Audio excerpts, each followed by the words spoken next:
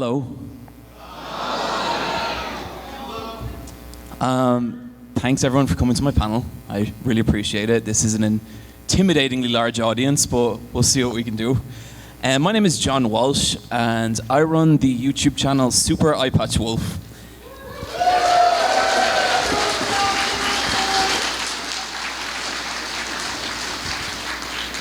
Thank you. And I kind of like to start these panels off in a particular way, and that is to ask, who here has no idea who I am? What are you doing here? You're at MAGFest. It's like the raddest con, and you're coming to this panel to someone you don't know. You know, security, can everyone please just raise your hands again? Security, I'd like to get these people out of here. Thanks for coming. I will try and make this panel as entertaining as I possibly can for everyone involved. First off, I just want to thank Tim, who handled the sound there. This would have had to have been a very different panel without him.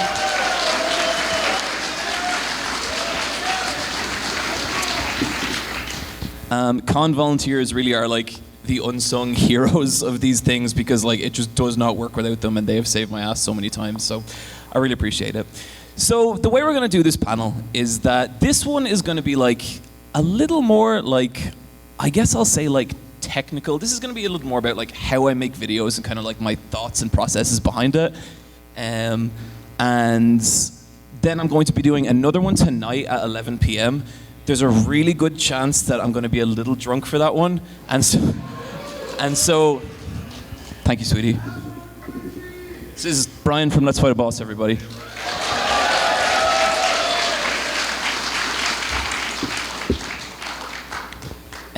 So I did have like a bunch of slides prepared, but I just found out that the only image viewing software on this PC is Microsoft Paint. Microsoft Paint! So that's going to make things like a little bit more difficult. But basically what I wanted to do is talk a little bit about like just, I guess, the thoughts that go into like making videos and how I kind of like approach a subject. It's going to be like a little bit of a how-to. Now I would say that like I don't consider myself like an expert making videos at all. I think I'm still learning new stuff every single video. And a lot of what I say here is just going to be kind of like, I guess, my experience with it. And if that helps any of you guys, fantastic. Is there anyone here who's like has a YouTube channel or is interested in making videos? Oh dear. Yeah, I can already feel it. Great t-shirt, by the way. Would you like to show the audience your t-shirt?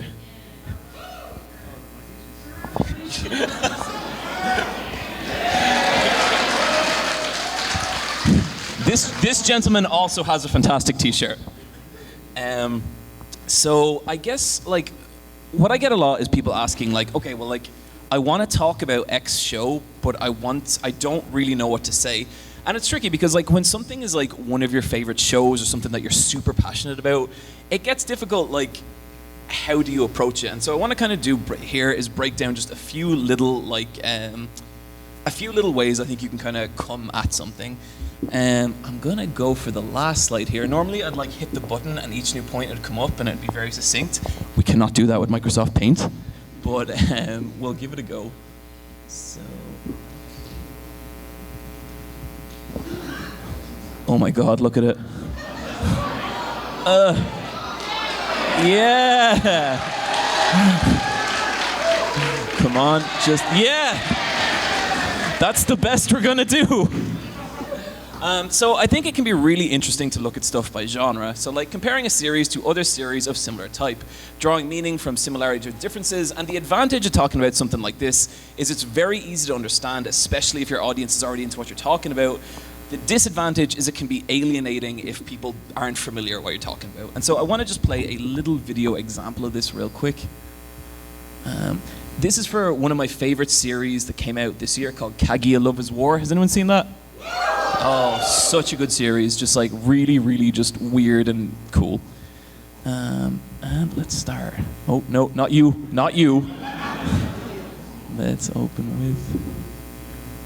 Yeah, Windows Media Player, man. Kaguya Love is War is like a combination of everything we've talked about today. It's a psychological war between two characters. It turns seemingly mundane interactions into heart-stopping battles, and uses the hallmarks of battle manga to express something not possible in a more traditional battle format. Kaguya Shinomiya is the proud aristocratic daughter of a wealthy family. Mayuki Shirogane is the stoic, accomplished student body president. The two together being popular, attractive, well-respected members of the student council, who are also totally in love with each other. But there's a problem. Neither Kaguya nor Mayuji are willing to sacrifice their pride by admitting their affection, both being assured of their own superiority and ability to make the other person confess first. And so the two enter a war of emotional manipulation, trying to force each other into a position that they have to show some sign of affection, and in doing so causing them to lose ground in this battle of romantic attrition, with each episode broke into 3 distinct matches, with a winner and a loser declared at the end of each. One of my favorite battles of this show starts when our two protagonists find themselves facing a rain-drenched walk home. Both characters know that if they're seen walking under the same umbrella, it could be interpreted as the two being in an intimate relationship, and so the one who offers shelter to the other could be seen as attempting to initiate that intimacy. Both claim to have forgotten their umbrellas, which is of course a lie on both parts, and the battle begins. Mayuki takes the offensive, questioning how Kaguya, with her mansion full of servants, could have possibly been let leave her home without adequate protection from the rain. But without any real information to back it up, Kaguya casually sidesteps Miyuki's accusations, Mayuki completely unaware that he's now fallen into Kaguya's trap. Kaguya having engineered this entire scenario, including carefully monitoring the weather forecast and slashing the tires of her own driver's car. Earlier in the conversation, Mayuki claimed that he had forgotten his umbrella because he hadn't seen the morning weather report. But Kaguya, having done her research, knows Mayuki took the train to school instead of cycling, something he would have only done if he'd known it was going to rain, a piece of information he only could have had if he checked the morning weather forecast, meaning he did check the weather report. He did remember his umbrella, and why don't they both peer into his bag to confirm it? Scenes like this are what make Kaguya so much fun. Whether the characters are trying and failing to play volleyball or just eating at a tokatsu restaurant, it always has this big battle feel to it. But what makes the show really special is the story it tells through these battles, slowly peeling away the mask of both characters and showing them as the shy, flawed people they really are. Both Kaguya and Mayuki are arrogant and prideful, but the more we learn about them, the more we see that these battles are really just a way for both characters to guard themselves against their own insecurity. And that's what I think's kind of amazing about this show. It takes the conventions of a battle anime and somehow uses them to tell a story about the simple fear of vulnerability. And, I mean, we've all been there. We've all been afraid to put ourselves out there with someone we really like for fear of what might happen if we do. And the fact that Kaguya manages to capture that universal fear of intimacy while also telling a story with the hilarity and intensity of a traditional battle manga, hell, that is why it's my favorite show of the year so far. If I've sounded dismissive of traditional battle series in this video, I don't mean to. I love them with a fire. I have spent most of my time on YouTube trying to express and justify. And that's also why I get excited when I see the core of what makes these series great being expressed in new, original ways. I think battle as a genre still has a tremendous amount of unexplored potential. And with series like Dr. Stone and Promised Neverland becoming some of the biggest titles of the current age, I can't help but be excited for the potential of battle series yet to come.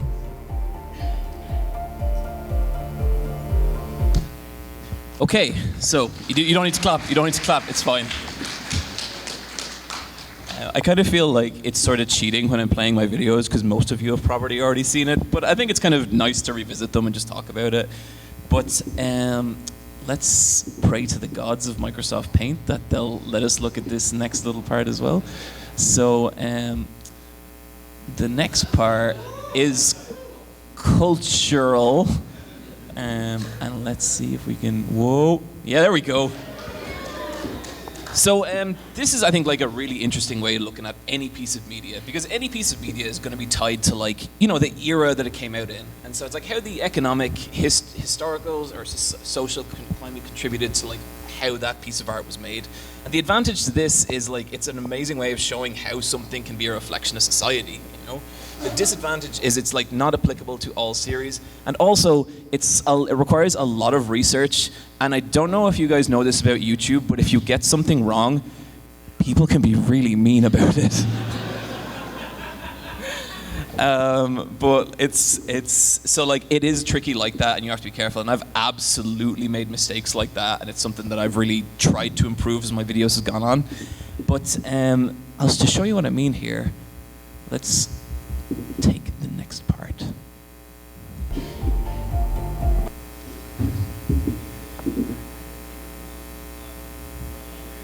This title is more than just a rose-hued tinting of... Sorry. This was basically talking about Akira and the sort of age that grew up in, because a lot of people call 80s like the golden age of anime, and like there's some really interesting reasons why that happened, so we're going to talk about that here. The past, however, there were very specific factors that made anime of this era special. Japan of the 1980s was for the first time since World War II starting to see a major economic upturn. This brought the Tokyo Stock Market Index to an all-time high and surged Japan's economy to heights it had never seen, which meant that a comfortable middle-class lifestyle was now available to anyone willing to don a shirt and tie and embrace the life of a salaryman.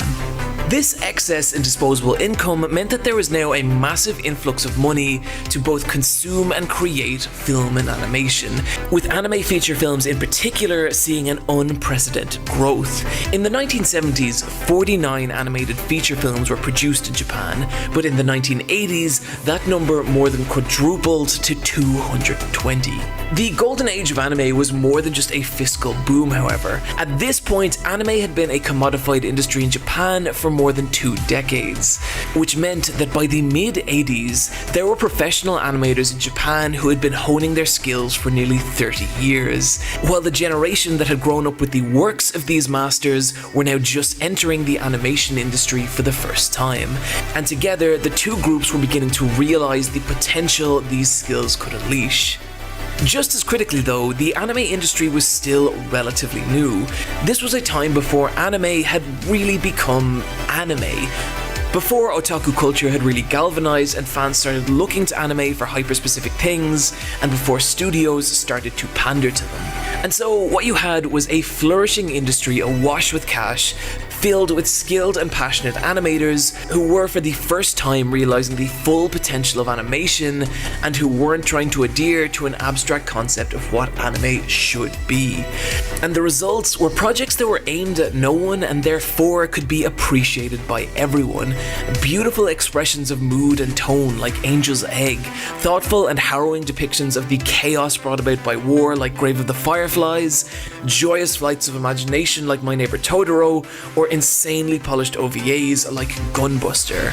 Anime from this period is often seen as hyper-violent and grotesquely sexualized, and while it certainly is in a lot of cases, to me, this adult content was also a sign that Japan's animators were realizing that animation didn't need to adhere to any one audience, that it could depict literally anything, and this was them slamming up against the boundaries of those preconceptions. And so the 80s became awash with anime that was experimental and adult and gorgeous. And the precipice of this came in 1988 in the form of Akira. Akira was a giant collaboration between 7 different entertainment conglomerates, which swelled Akira's budget to approximately 8 to 11 billion yen. 10 times that of Studio Ghibli's Nausicaa, and you could see it directly in the frame count. Akira was animated with a combination of 1s and 2s, meaning that the majority of the film was brought to life with either 12 drawings a second or even in places 24 drawings per second, far surpassing the Studio Ghibli benchmark, and allowing the animation to flow like liquid in a way that let Akira go toe-to-toe with Disney's top-tier productions. Akira moves beautifully, with the action scenes hitting hard and the emotional scenes feeling, well, emotional. But it's also more than just that. There's a level of detail and nuance in the animation of Akira that I have yet to really see surpassed. Shots where even the tiniest detail feels taken into consideration and the results are mesmerizing. Just check out this shot that comes later on in the film where Tetsuo regenerates his arm out of old pieces of scrap metal, and just look at how each tiny wire and screw twists and locks into place to form the actual muscles and tendons. Or even just in very minor shots where even background details are animated, like here where there's a ever so slight pull in on Tetsuo and they've actually animated the perspective on the ground to move in accordance with the camera. And this level of detail is present in so many shots throughout the movie, where there's all these different things happening on screen at once and it's nearly impossible to take it all in. And it makes Akira's world feel chaotic and alive, and never more so in the wide-scale scenes of mass destruction that punctuate Akira's story. These scenes in particular stand out not only because of how beautifully they're animated, but because destruction is a major underlying theme of Akira, and a huge part of what made the film feel so distinct in the West. American sci-fi of the 80s and 90s has this reverence for technology, often being treated as a way to help prevent some great disaster or catastrophe. But there was a distinct difference in Japanese pop culture. While there was certainly the same fetishization of technology, there was often a deep-rooted underlying cynicism to it, with many stories not being about the prevention of large-scale disaster, but learning to survive once disaster has occurred. This difference in perspective is seen by many as a reverberation of the 1945 bombing of Hiroshima and Nagasaki during World War II, in which 2 atomic bombs were detonated over the city of Hiroshima, killing 129,000 people. This tragedy was reflected in many pieces of iconic Japanese cinema that followed throughout the years, and we can see this directly in the first shot of Akira, as a catastrophic explosion of light eradicates a Tokyo cityscape, and we leap forward 4 decades to the year 2019, and from the ashes of a ruined Tokyo has risen Neo-Tokyo, a dangerous, wild dystopia of a city where biker gangs openly spill each other's blood in the streets, and where civil unrest and mass protests have led to frequent rioting, where the scars of mass destruction can still be felt in every aspect of society. It's a semblance of Tokyo that feels like it's spinning violently apart, still stumbling and spluttering in the wake of World War III, and we see it all through the eyes of Kaneda and Tetsuo. So yeah, like I think that's kind of what's so cool about Akira. Like it's both reflective of like how profitable like the anime industry was in the 80s, but also like shows you what a kind of like messed up history Japan has, and like I think there's like it gives it a weird sincerity that sort of makes it timeless. Okay, so the next thing I want to talk about is visually, and get out of here, you. So focusing on the visuals and how they tell the story of the series. And the advantage of doing this is that like nobody does it. It's like it's very rare to see people who talk extensively about the visuals. And the downside is no one does it because it's actually really hard. There's like a lot of different factors when talking about the visuals of something. And to show you what I mean here, I want to show you a clip about a series that's very, very dear to me. Some of you guys might know Grappler Baki. Look at that. So the kind of idea for this video came when I was podcasting with Let's Fight a Boss, and Neve asked me, she was like, John, you know Grappler Baki? And I'm like, yeah. And she's like, what's like wrong with the guy who draws that? And I was like, what do you mean?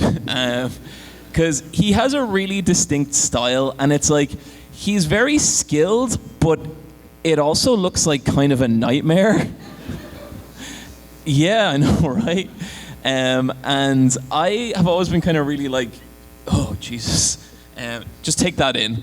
I've always been kind of like really fascinated with the way he draws, because there's not much of a story to it. Like there is, but it's not the focus. It's a lot of fighting and stuff.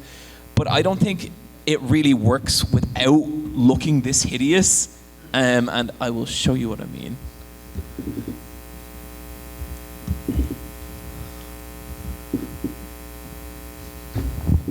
In my video on Dragon Ball Z, I said something to the effect of, Dragon Ball Z wasn't a story about fighting, it was a story about a group of characters who really loved to fight. And Grappler Baki is like the complete inverse of that. Baki is a series about fighting for fighting's sake.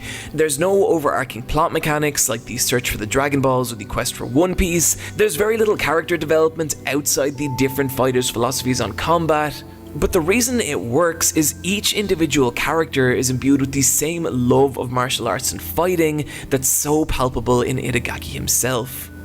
Someone doesn't just do karate in Grappler Baki, it's seen as a system of beliefs that forge the body and soul of that person, with the series going to great lengths to illustrate this, often stopping encounters mid-fight to explain the specific techniques each martial artist is using, down to the most minute details like the particular way an individual fighter will clench their fist. And this can slow the pacing of these fights to a crawl, but it does put across just how much of themselves these characters have poured into mastering their individual fighting style. And so the drama comes with the question that forms when two of these fighters who both equally believe in their own martial art collide. One of my favourite instances of this comes in Baki Part 3, Son of Ogre, in which Retsu, a kung fu master who has dedicated his entire life to mastering the 4,000 years of Chinese Kenpo, goes up against the dangerous Pickle, who now, bear with me here, is a 190 million year old Neanderthal who is discovered frozen in a glacier before being thawed out and declared the strongest living creature on the planet. And so the question that this encounter presents is, can Retsu's sublime technique and lifetime of training overcome Pickle's overwhelming raw natural power? With the fight turning into a surprisingly moving meditation on what it is to dedicate your life to something and still have it not be enough. I should also note that the example I've just given is ludicrous. A kung fu master fighting a caveman is an insane concept for a fight, and what's more, it's one of only dozens of other equally outlandish encounters that occur over the course of the series. Grappler Baki is silly, really silly, but despite this, the story actually takes itself incredibly seriously. There's nothing supernatural in Baki's world, and it never veers into self-deprecation or winks at the audience, which only adds to the absurdity, but it also gives Baki what I can only describe as an endearing level of sincerity. The events being portrayed here are unbelievable, they are ridiculous, but it feels like Itagaki believes them, and as a result, we end up kind of believing them too. And it ends up being difficult not to get drawn into the bizarre logic of Baki's world. When Baki gets slammed so hard that his body liquefies, we believe it. When the muscles on Yujiro's back form the shape of a grinning demon, we believe it. And I've never really been sure on how self-aware Itagaki is of this aspect of his series, but it's his commitment to his own fiction that's always kept Baki from being just another wacky martial arts series, instead becoming something strange and even weirdly beautiful. I'm guessing right now the use of the word beautiful is going to have raised some eyebrows among you, especially in relation to how this series looks. And I get that. The artwork of Baki is about the only thing more bizarre than its story. The characters are depicted as these grotesque portraits of masculinity, vascular nightmares of the human form, where anatomy is to be abused and distorted. And I can understand if that's off-putting to a lot of people. But hear me out here. There's a big difference between not understanding human anatomy and having that understanding while actively fucking with it. Break down any of Itagaki's figure work and you can see a very clear, albeit highly exaggerated understanding of human anatomy and musculature, coupled with an intense eye for detail. And if you're cynical about that, just look at this illustration of a shoe. Look at the love and observation that's gone into conveying each tiny part of it. And taking drawing like this into account, it's hard to argue that Itagaki is anything other than an extremely talented draftsperson. And so if you wanted to draw more, we'll say reasonable looking figures, he'd be well capable of it. And so the question now becomes, why does he choose to draw humans like this? The answer being that nothing is more important to Itagaki than illustrating figures that convey weight and power, even at the expense of traditional aesthetic appeal, and it works. There's a sense of physicality and strength to the characters of Grappler Baki that creates a solid, nearly three-dimensional feel. And in a story where every major encounter hinges on two people pitting their bodies against one another, that feeling of solidity is vital. So, whatever your personal opinion of the art style of Baki, I think it's hard to argue that it isn't at least suited to the story being told. But there's a second layer to Itagaki's technique that elevates the combat of Baki, and that is his mastery of gesture. Gesture is a term used in life drawing, the idea being that any pose of the human body, there is a central line that runs from the base of the feet to the tip of the skull, with a skilled artist being able to identify that line and accentuate it to create a sense of movement and intention within their drawing. And this is a technique Itagaki is adept at. Within his illustrations, there's always a very clear and readable central line that flows through the character, and one that, despite all the detail, gives them a sense of momentum and speed. In fact, he's so good at conveying this line, he'll even sometimes extend it beyond the character's body in the form of abstracted punches or kicks, where fists or feet aren't even illustrated, and yet we still feel the impacts. It's the combination of both these principles, Itagaki's ability to imbue weight and physicality into his character work, and to move those characters with a sense of flow and gesture, that gives the fights of Grappler Baki a real feeling of brutality and strife, which in turn communicates just how badly each competitor wants to win. So that's Grappler Baki. That's one of my favorite series ever. I think it's a tough one to get people into because it's just so hideous. But I think there is real talent and value to that artwork as well. Okay, so the next thing we're going to talk about is talking about a series personally. And to me, this is the most powerful way of reading a series because it's something only really that you can do and everyone's going to do it differently. So it's how basically a story made you feel, what was kind of good about it, or how it affected you in some way. And the advantage of it is if you do it right, it's going to be something that people will emotionally invest in, and that's going to make people quite invested in not just what you're talking about, but you as a person. It's going to make them want to see what other stuff you talk about. And the disadvantage, it's very difficult to do well, and people are going to disagree with you, which is that's totally fine, but it's definitely something that's going to happen. And to give an example of this, I want to talk about one of my just favorite characters of all time, and that is this boy right here. Oh God, I'm drawing on him. No. Oh God, close it. That was an accident. Don't save. Okay. What a beautiful moment ruined. Vegeta enters Dragon Ball Z's story as the main villain of its second arc. Born a warrior prince to the Saiyan race, Vegeta's combat capabilities excelled from an early age, fighting and winning alongside his father, King Vegeta, defining his identity by his ferocity and strength, declaring himself the elite of the elite, the prince of all Saiyans. These times would not last, however, as one day, Vegeta watches his father defeated by the malicious space warlord Frieza, who takes Vegeta as an indentured servant in exchange for sparing his life, his father, and his people, only to go back on that agreement later as Frieza destroys the Saiyan home planet and wiping out nearly the entire race. Vegeta, now one of only 4 remaining Saiyans, continues to battle under Frieza in the hopes of becoming one day powerful enough to rise up and defeat him, during which time he suffers a humiliating defeat on Earth at the hands of Goku, a low-born Saiyan commoner. After much hardship, the day finally comes when Vegeta believes he has finally ascended to the level of the legendary Super Saiyan and faces off against Frieza, only to be crushed under the heel of the invincible warlord, and then watches in disgrace as Goku did what he never could, becoming a Super Saiyan and finally bringing an end to Frieza's reign.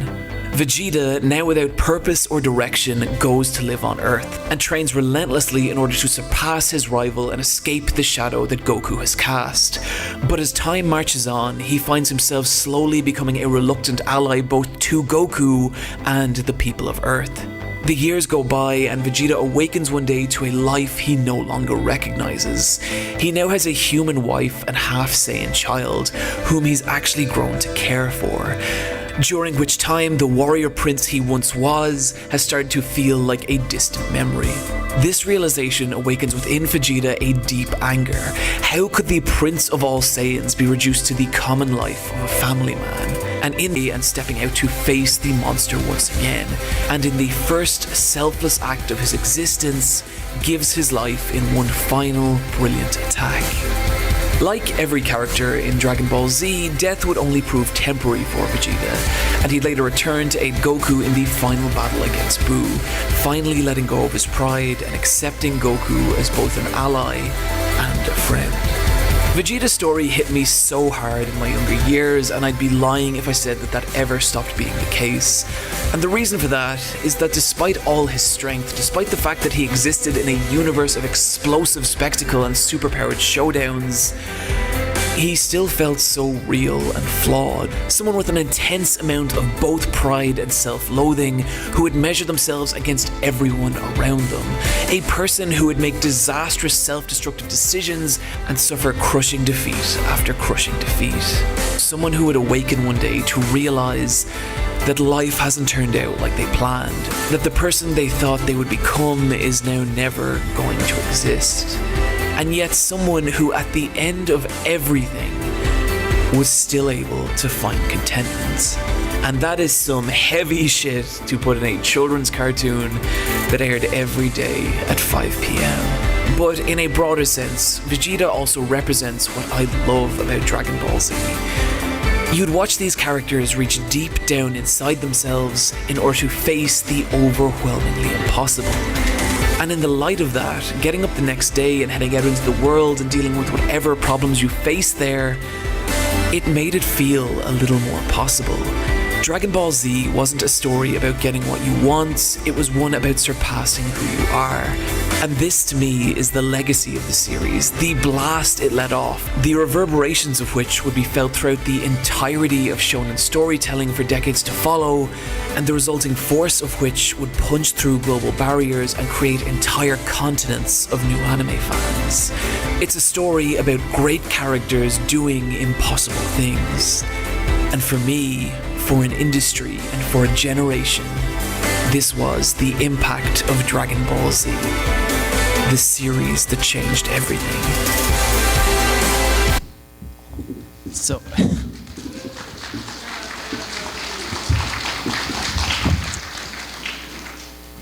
thank you. So yeah, like for me, like Vegeta's story obviously always kind of really got to me, you know, because I think like there is something really real about it, where like you kind of like it's part of just being an adult, where like you kind of wake up one day and you're like, holy shit, I'm never going to be like a rock star or like WWE champion. And you kind of have to realize that. And it was really interesting, I guess, unwrapping that. That was actually a really hard video to make, because Toriyama, the guy who writes Dragon Ball, gives like nightmarish interviews. It's like everything you think is cool about Dragon Ball Z, he does not care about at all. Because I was researching him and he was like, so who's your least favorite character? And then he just goes, Vegeta. And I was like, oh, what? He's like, yeah, just the fans liked him and I kept having to use him and I don't know. And then there was another one I found where someone was like, so Goku turning Super Saiyan is like a real moment of like self-actualization. Could you maybe tell us a little bit like about, the emotional process of how you came to this really iconic moment in shonen storytelling? And he's like, yeah, well, I figured if I turned the character's hair white, I could use less ink.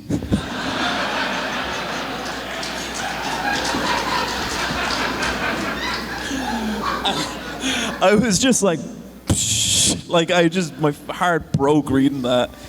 But anyway, yeah, Toriyama is a weird fellow.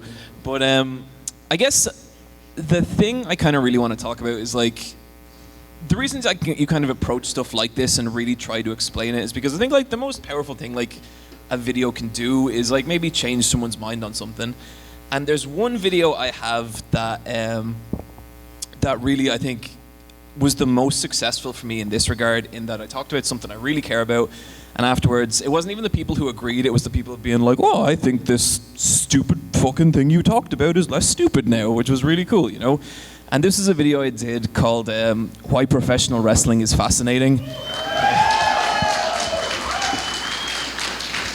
And it's crazy because like I did this video about 2 or 3 years ago, and it's still the one that people come up to me at cons and are just like, man, that wrestling video, like I'm never going to watch wrestling and I don't care, but that was a good video. And like that really genuinely means a lot to me, And it's funny because like I was getting really nervous when it was coming up to the run of uploading the video. Because like I was still doing, I know I'm all over the place now and I do kind of everything, but at the time I was mainly doing anime and like, wrestling kind of like, people hate wrestling. And so I wanted to test the waters. And so I found this, during my research, I found this really weird picture of Doink the Clown, who's this old wrestler. And so I was like, and it was like, it's this weird wrestling gimmick that gets passed on from one person to another. But like in real life, but now it looks like a nightmare because I don't think they ever changed the suit, and I thought that was really funny. So I posted that on Twitter, and I hit refresh, and the first comment was, if you do a video on wrestling, I'm going to stab someone.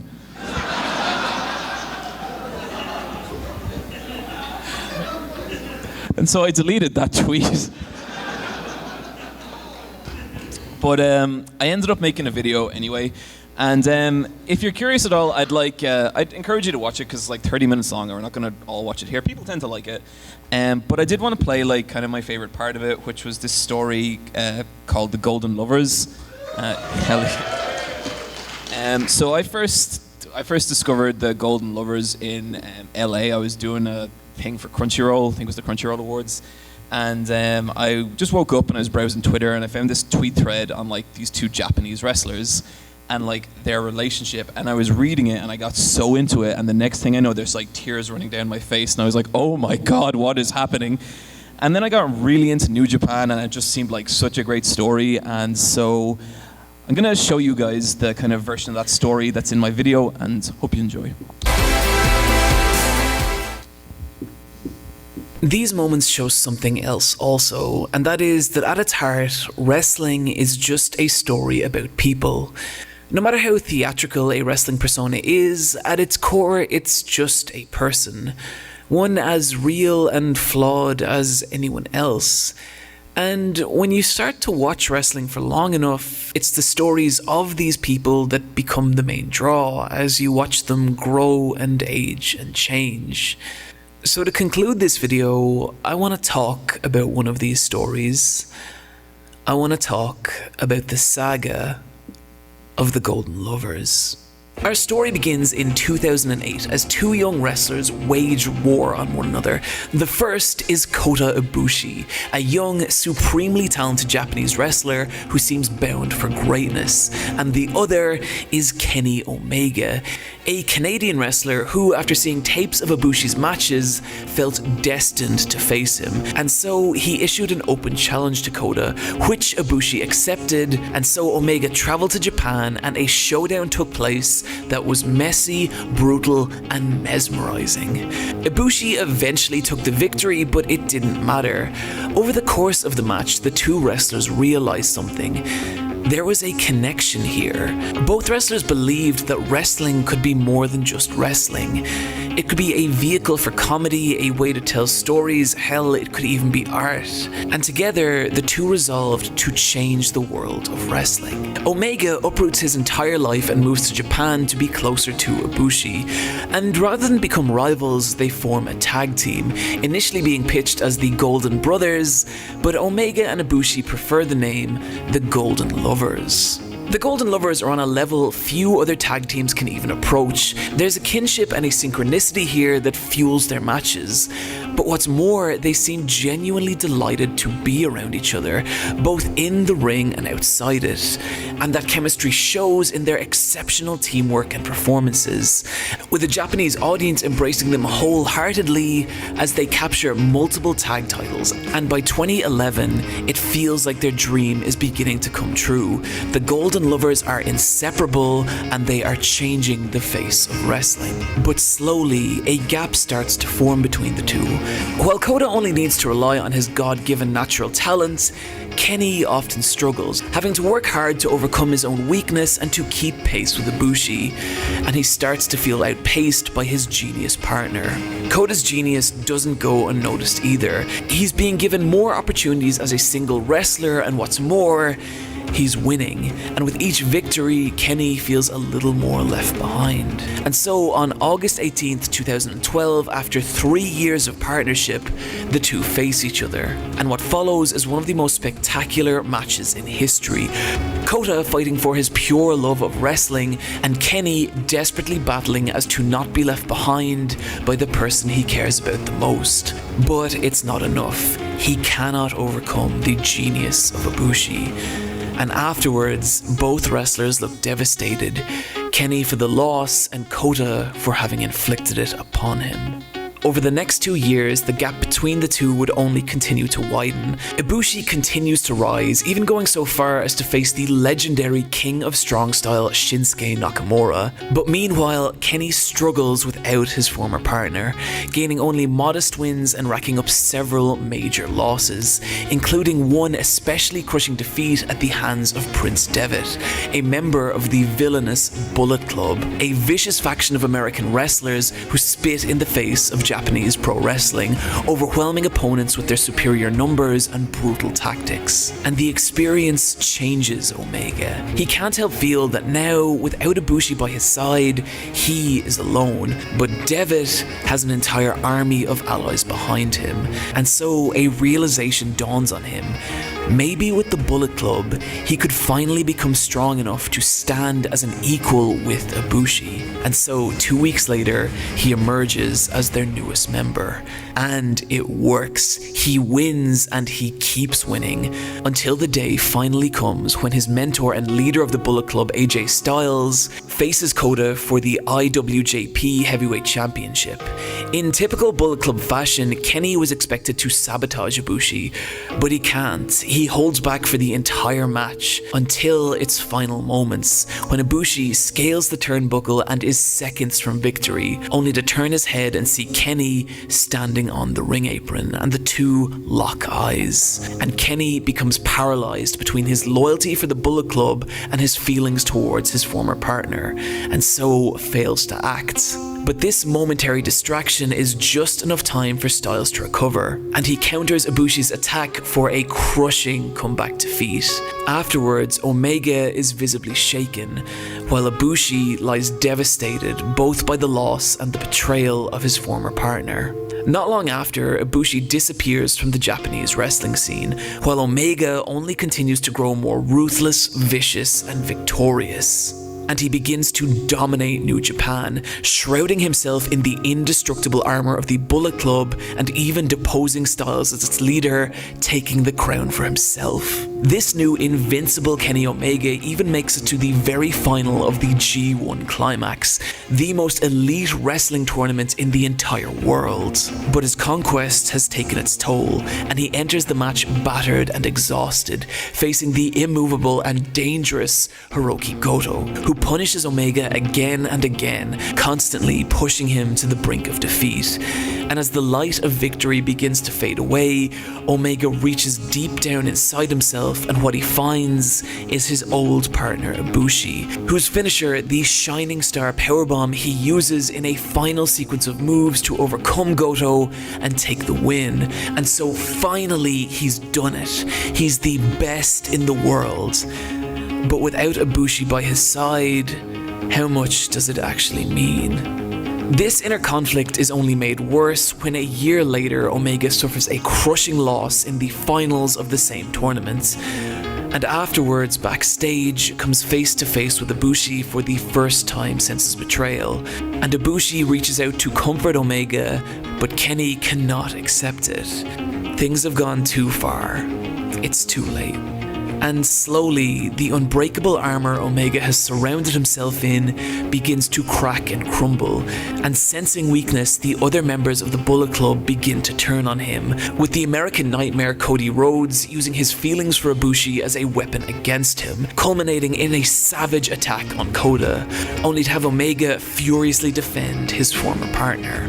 This eventually leads to the Bullet Club turning on Kenny, destroying him with a vicious assault, only for Ibushi to run to the ring and save his former partner. And then, in a moment that's been 10 years in the making, the two finally just stand in the ring and face one another.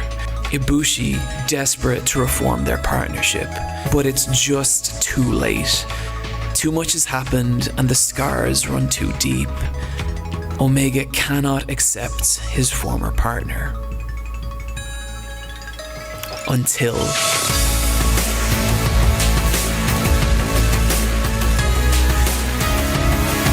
After a story 10 years in the making, the Golden Lovers are reunited. What's so incredible to me about the saga of the Golden Lovers is that it's a story that could only really occur in wrestling. One that's about two people who felt a connection and formed something beautiful, only to later be torn apart by the different directions life pulled them in, and then finally, years later, to realize what really mattered. And what's more, identifying what's real here and what isn't is nearly impossible. Omega was genuinely a young wrestler who was inspired by a videotape of Ibushi. Ibushi's talent did outshine Omega, and the two were genuinely caught between their love of competing together and their aspirations as single wrestlers. And as a result, there's a heart and a strife to this story that's so genuine and real. And I think at its best, that's what wrestling can be. Yes, it's fake, but that doesn't mean it can't be honest. Doesn't mean its stories can't be about real things that we can all relate to. This is why I'm still a fan, why so many people are, and why I think at least that professional wrestling is fascinating.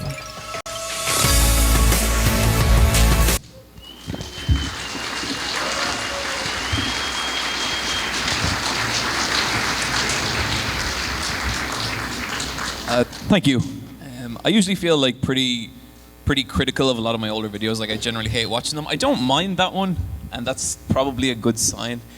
We have about 10 minutes here, and I'm going to be doing like a full questions and answers panel tonight, which should be a lot of fun. So if you guys could make it, that would be brilliant. But if anyone wants to ask a question now, we could maybe do a few. You there, sir? So I've been wondering this ever since I found your channel. Where do you get your music from for the videos? I listen to Spotify and then I steal it.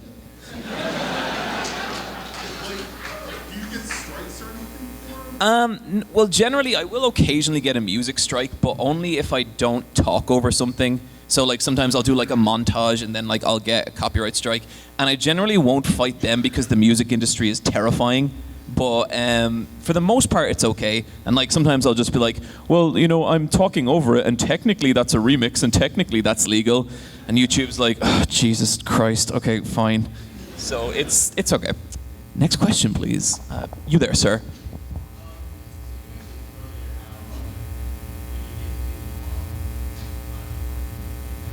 I do recall that, yes.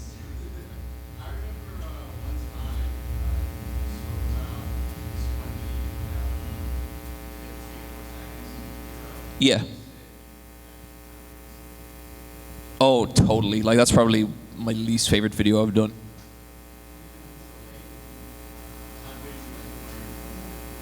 don't rush videos. Next question, please. You there. So this is more of like a personal question, something about your content, but you seem pretty in shape. What's your workout? I get asked this question so often. Even then, I've been like, I met like a bunch of YouTubers. I met like Boundary Break and Bonsai Pop and stuff here, which is really cool. And like, I'd say 2 or 3 times, people like we'll be talking about YouTube and making videos and editing, and so then there'll be a pause and someone will go, "So you're like pretty in shape." And I've just been kind of like working out for a long time. I've been very into like martial arts and stuff for a long time. In the last year, I took up Brazilian Jiu-Jitsu, and I think I kind of shed a lot of pounds through that and kind of got very in shape from that. But honestly, I think like the most important thing with exercise is just consistency. Just keep doing it, even if you don't feel like doing it, and like you'll eventually like get in shape, I guess. So yeah. Next question, please. Let's go for you there. Yep.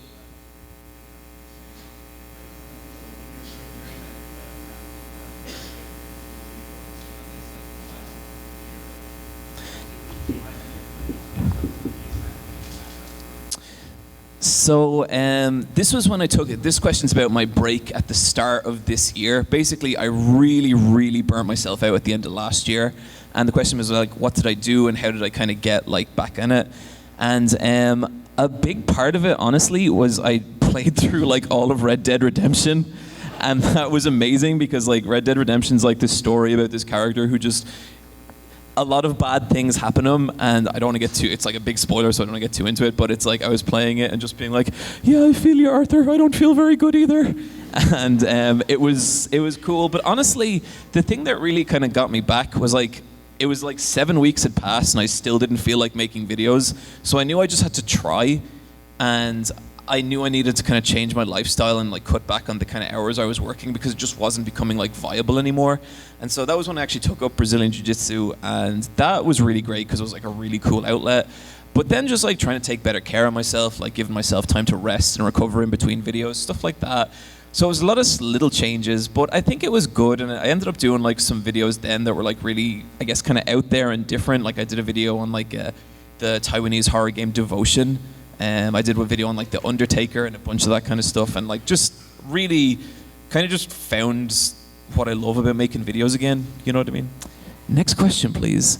Okay, let's go for you there. Yeah. So you talked a lot about making videos and marketing them. Sorry, could you say that again? You did a lot of your presentation a lot about videos and marketing them, etc. How do you, or rather, what are topics that you find that you are super interested in, but you know that the video won't come? So the question is like about marketing YouTube videos and stuff, and honestly, I don't really market them. As soon as I get an idea into my head, I kind of have to make it. I never look at my analytics. I don't care, you know what I mean?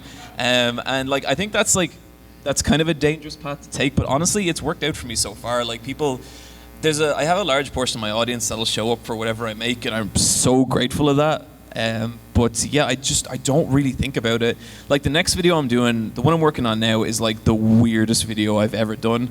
Like it's not even on like media, it's just this very strange corner of the internet I stumbled into and just need to talk about. And so maybe no one will watch it, but I'll probably have a good time making it, so we'll see.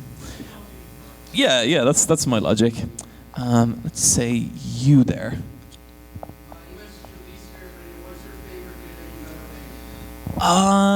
That one's pretty up there, the wrestling one.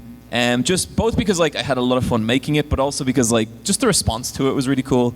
I really liked the video this year, the bizarre modern reality of The Simpsons. Yeah, thank you. That was just, again, that was one of those things I was like, is anyone, like, there was a point I'd been working on it for 5 weeks, and I was kind of, it gets real like dark hour of the soul when you get close to uploading a video, and I was like, have I spent 5 weeks making a video about Simpsons memes? You know, but the response to that was cool as well. So definitely those two. I was pretty happy with the Final Fantasy VII video, and that one was tough, but I was glad how it turned out. Let me just check the time here. I got one more question. Let's say you there in the red hoodie. Okay, so if you had, like, right now, three of your favorites, characters on an anime of all time that you've seen, what would you? So visually? Okay, 3 favorite character designs. That's tough, man.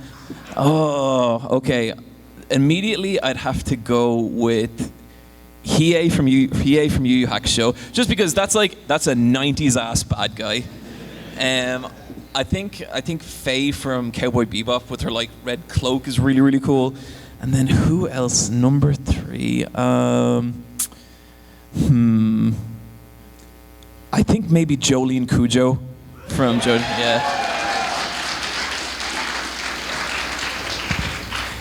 Guys, that's going to do it. I'll be doing another one of these at 11. I'll, again, probably be kind of drunk and a little loose, but it should be a lot of fun. Thanks so much for coming, okay? I really, really appreciate it.